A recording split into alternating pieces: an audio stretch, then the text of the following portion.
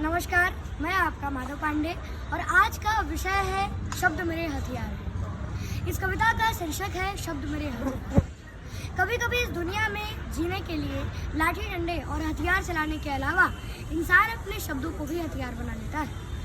जिस प्रकार से महाभारत में पांचाल नरेश की पुत्री द्रौपदी ने दुर्योधन के प्रति माया भवन में अपने शब्दों को ही हथियार बनाए थे कि अंधा का पुत्र तो अंधा ही रहे, और इसका परिणाम बहुत बुरा हुआ। दुर्योधन ने द्रौपदी का चीरहरण कर डाला और पांचों पांडवों और भगवान श्री कृष्ण ने मिलकर पूरा महाभारत ही रचा। तो इसी तथ्य पर आधारित है ये कविता कि शब्द मेरे हथियार है। और ये कविता सच्चे पत्रकार और गद्दार नेताओं पर भी आधारित है कि मैं निकल पड़ा कुछ दिन पहले हथियारों के बाजारों में। थे कहीं वहाँ औजार पड़े जो करते वार बिना किसी धार। सौदागर ने सोचा कि कैसे मेरा मन बहलाया जाए। मुझे ऐसे शस्त्रों की चाह थी जो पल में रक्त प्रवाह ले। वो बोला कि तू चल साथ मेरे, एक नई चीज सिखलाता हूँ। है तरकश में कुछ तीर मेरे, आजा मैं तुझको ये है मरहम, अभिमान तेरा यही है, तेरा आत्मसम्मान भी है। द्रौपदी ने जिससे दुर्योधन का किया वह कभी अपमान भी है। उन बिखरे शब्दों का निशान कागज पर थोड़ा गाढ़ा था और इन्हीं शब्दों के आगे तो सम्राट अशोक भी है। मैंने सोचा कुछ देर तक और मन में यह निश्चय कर डाला, कुछ शब्दों और कागज कलम का क्रय विक्रय कर डाला। मैंने पाया इसके आगे तलवारें भी बेकार हैं और हथियारों की तो बात ही अलग थी कि शब्द मेरे हथियार हैं। फिर घर आकर मैंने लिखा हर कोने में सड़कें बनती थी और कुछ पगडंडियां काले कोयले में जलती थी। मैंने देखा सड़कों पे फैली परत का रंग भी काला था। मेरी स्याही भी काली थी, बस जमीन न उसका काला था। मेरे गांव की गलियां खामोश थी, फिर भी न जाने क्यों छिपा रही थी। अपनी कब्रों की दाम लिए वो भीख सही से मैंने देखी वो फटी एड़ियां जो मरहम को मोहताज थी, फिर भी कीचड़ में सभी छिपा रही थी। कृषक यहाँ सूली पर लटका था और मजे में साहूकार थे।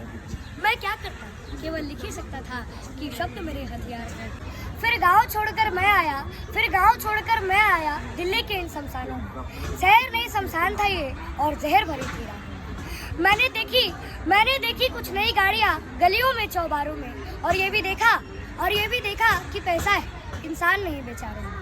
तकनीकी ने घेर लिया है इनको अपने पासों में। शायद थोड़ी ही जान बची थी इन चलती फुर्तीला से। मैंने देखे इंसान बहुत जो पुल के नीचे सोए थे, पर सत्ताधारियों को क्या था वो तो अपने सपनों में खोए थे। मैं सपनों की मशाल लिए कुछ ख्वाब जगाने आया था। बहरे बैठे इस शहर को आवाज सुनाने आया था। पर नेताजी को ये सपना ये ख्वाब कभी मंजूर न था, और शायद इन ख्वाबों में उनको जी रहा था।